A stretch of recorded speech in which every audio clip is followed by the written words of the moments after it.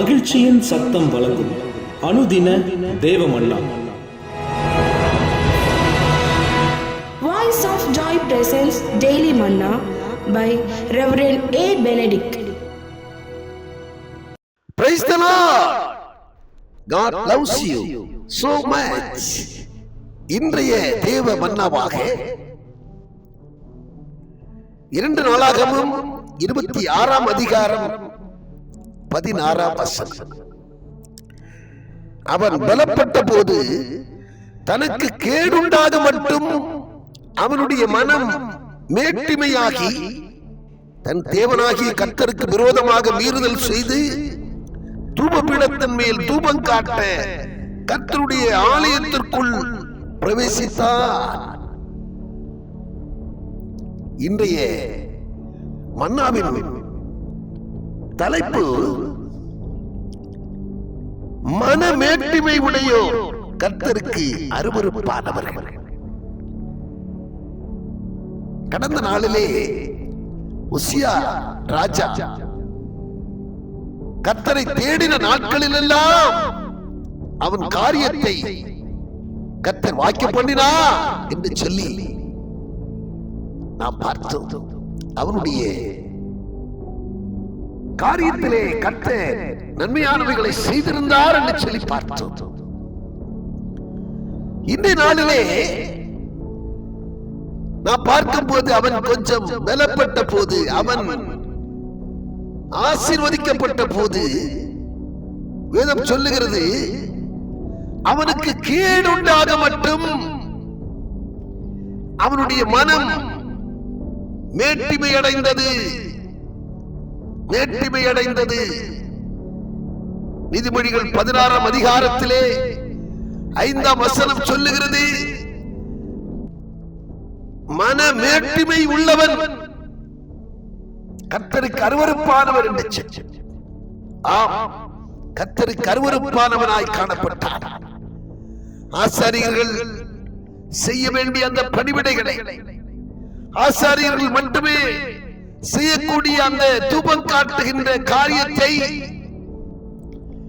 இவன் துணிந்து அந்த காரியத்தை செய்ய முற்பட்டதினாலே ஆசாரியர்கள் அவனை தடை செய்தார்கள்.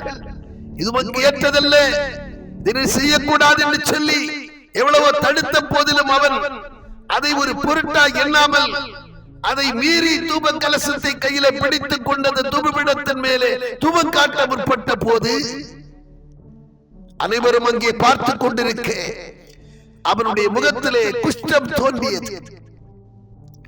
21ஆம் வசனத்திலே பார்க்கும் பொழுது அவனுடைய மரண நாள் மட்டும் அவன் தனி அறையிலே அடைக்கப்பட்டவனாய் காணப்பட்டார். என்னை கேட்கிற அருமையான தேவச்சனமே, மனமேட்டிமை உள்ளவர்கள் கர்த்தருக்கு அருவருப்பானவர்களாய் இருக்கிறார்கள். தனக்கு கேடுண்டாக மட்டும் என்று தெளிவாய் வார்த்தையிலே எழுதப்பட்டிருக்கிறது. ஒரு இந்த காரியத்தை செய்தது ஆண்டவருக்கு அருவருப்பாய். அதற்கு முன்னதாக அவன் தேடின நாட்களில் எல்லாம் கர்த்தர் அவனுக்கு தென்பட்டு அவன் காரியங்களை வாக்கிய பண்ணி கொடுத்தார். வேதாகமத்திலே தாழ்மை உள்ளவர்களை அவன் நோக்கி பார்க்கிறார், மேட்டிமை உள்ளவர்களையோ தூரத்திலே அவர் வைக்கிறார் என்று சொல்லி நாம் பார்க்கிறோம். நீ கேட்கிற அருமையான தேவச்சனமே, மனமேட்டிமையாகிறாமல் பெருமை அகந்தை இவைகளுக்கு இடம் விடாமல் மனத்தாழ்மையோடு காணப்படுங்கள்.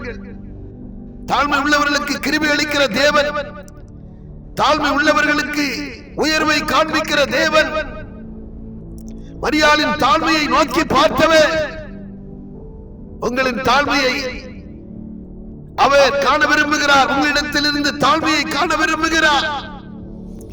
தாழ்மை உள்ளவர்களுக்கு கிருபை அளிக்க அவர் கண்கள் யாவர் மேலும் நோக்கமாயிருக்கிறது. எனவே தாழ்மைப்படுங்கள் பிரியமானவர்களே. மனமேட்டுமை வேண்டாம், வேற்றுமை சிந்தையை எடுத்து போடுங்கள். பெருமையை உங்களை விட்டு நீக்கி போடுங்கள். தாழ்மைப்படுங்கள். மரியாதை போல உங்களை தாழ்த்துங்கள். அந்த ஆயக்காரனை போல உங்களை தாழ்த்துங்கள். நிச்சயம் உங்களை மேன்மைப்படுத்துவார். நிச்சயம் உங்களை உயர்த்துவார். யாக்கோபு 4ஆம் அதிகாரம் 10ஆம் வசனத்திலே தாழ்மை உள்ளவர்களை கர்த்தர் உயர்த்துவார் என்று சொல்லி எழுதப்பட்டிருக்கிறது. உங்களை ஆசீர்வதிக்கிற தேவன், உங்களை அன்பாய் ஏற்றுக் கொள்ளுகிற தேவன் உங்கள் மேல் சிந்தையாய் இருக்கிறார்.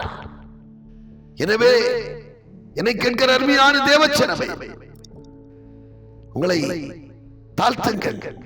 என் நாம தரிக்கப்பட்ட என் ஜனங்கள் தங்களை தாழ்த்தி ஜெபம் பண்ணி என் முகத்தை தேடி தங்கள் பொல்லாத வழிகளை விட்டு விலகும் போது பரலோகத்தில் இருக்கிற தேவாதி தேவன்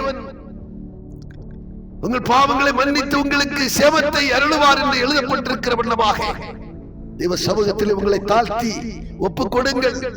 நிச்சயம் அவருடைய கரத்திலிருந்து ஆசீர்வாதத்தை பெறுவீர்கள் என்கிறதிலே கொஞ்சமும் சந்தேகம் இல்லை. நாம் ஜெபம் பண்ணுவோம்.